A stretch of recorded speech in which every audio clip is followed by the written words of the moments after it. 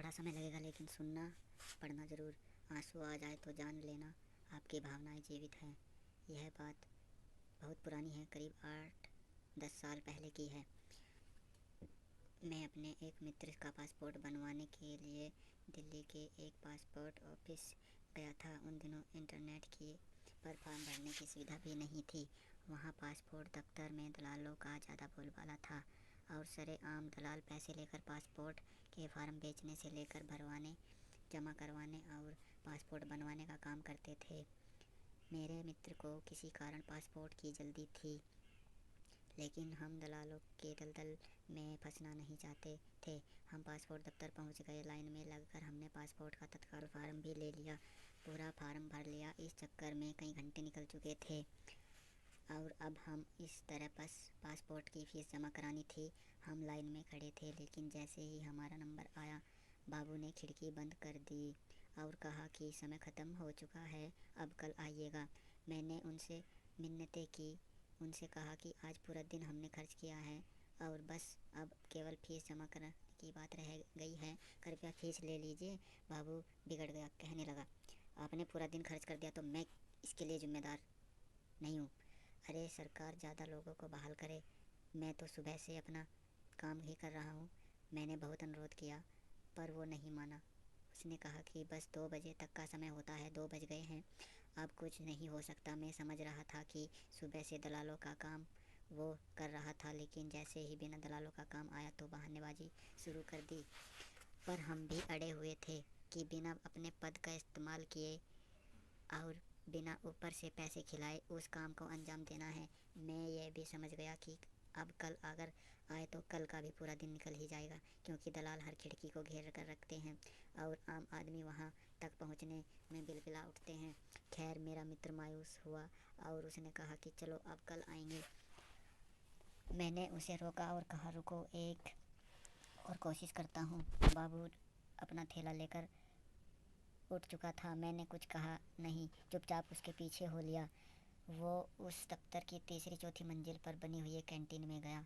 वहाँ उसने अपने थैले से लंच बॉक्स निकाला और धीरे धीरे अकेला खाने लगा। मैं उसके सामने की बेंच पर जाकर बैठ गया। उसने मेरी ओर देखा और बुरा सा मुँह बनाया। मैं उसकी ओर देखकर मुस्कुराया। उससे मैंने पूछा कि रोज़ घर से खाना लाते हो? उसने अनमने से कहा, हाँ, रोज़ घर से लाता हूँ। मैंने कहा कि तुम्हारे पास तो बहुत काम है, रोज़ बहुत से नए नए लोग से मिलते होंगे। कि हाँ, मैं तो एक से एक बड़े अधिकारियों से मिलता हूँ, कई आईएएस आईपीएस विधायक, न जाने कौन कौन रोज़ यहाँ आते हैं। मेरी कुर्सी के सामने बड़े बड़े लोग इंतज़ार करते हैं। मैंने बहुत गौर से देखा। ऐसा कहते हुए उसके चेहरे पर अहंकार का भाव था। मैं चुपचाप से सुनता रहा। फिर मैंने उससे पूछा, एक रोटी तुम्हारी प्लेट में से मैं भी खा लूँ? वो समझ नहीं पाया कि मैं क्या कह रहा हूँ। उसने बस हाँ में सिर हिला दिया। मैंने एक रोटी उसकी प्लेट से उठा ली और सब्जी के साथ खाने लगा। वो चुपचाप मुझे देखता रहा। मैंने उसके खाने की तारीफ़ की और कहा कि तुम्हारी पत्नी बहुत ही स्वादिष्ट खाना बनाती है। वो चुप रहा। मैंने फिर उसे करोदा, तुम बहुत महत्वपूर्ण सीट पर बैठे हो, बड़े बड़े लोग तुम्हारे पास आते हैं, तो क्या तुम अपनी कुर्सी की इज्जत करते हो? अब वो चौंका। उसने मेरी ओर देखा और पूछा कि इज्जत मतलब? मैंने कहा कि तुम बहुत भाग्यशाली हो, तुम्हें इतनी महत्वपूर्ण जिम्मेदारी मिली है। तुम न जाने कितने बड़े बड़े अफसरों से डील करते हो, लेकिन तुम अपने पद की इज्जत नहीं करते। उसने मुझसे पूछा, ऐसा कैसे कहा आपने?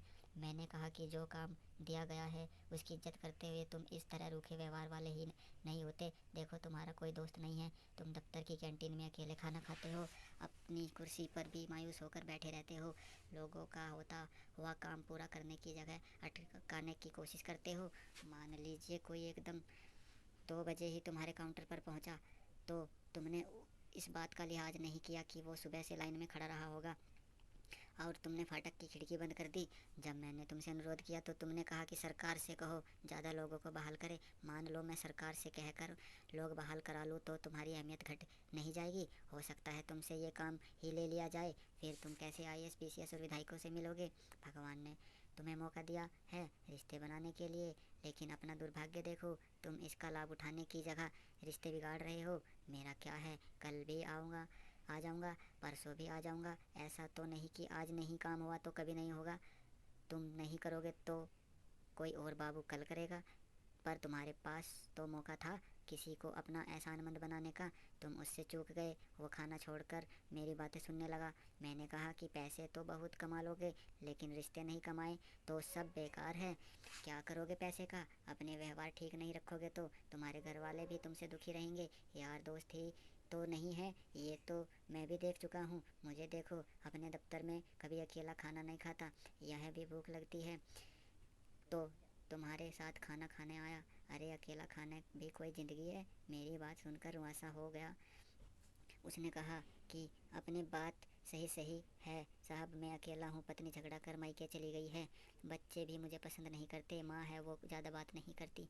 सुबह 4-5 रोटी बना कर देती है और मैं तन्हा खाना खाता हूँ। रात में घर जाने का भी मन नहीं करता। समझ नहीं आता कि गड़बड़ी कहाँ है। मैंने होले से कहा कि खुद को लोगों से जोड़ो, किसी की मदद कर सकते हो तो करो। देखो, मैं यहाँ अपने दोस्त के पासपोर्ट के लिए आया हूँ। मेरे पास तो पासपोर्ट है।